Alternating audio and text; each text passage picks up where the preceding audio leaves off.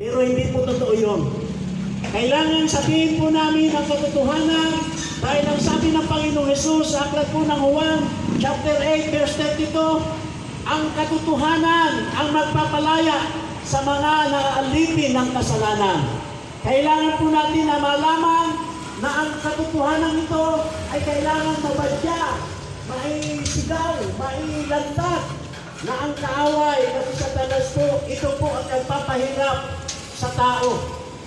Pansinin po natin ang aklat po ng Juan, chapter 10, verse 10. Nakalagay po doon sa may mga Biblia po.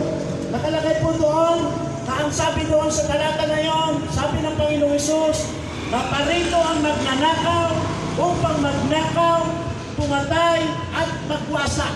Yan po ang gawain ni Satanas. Yan po ang gawain na nagpapahirap sa tao.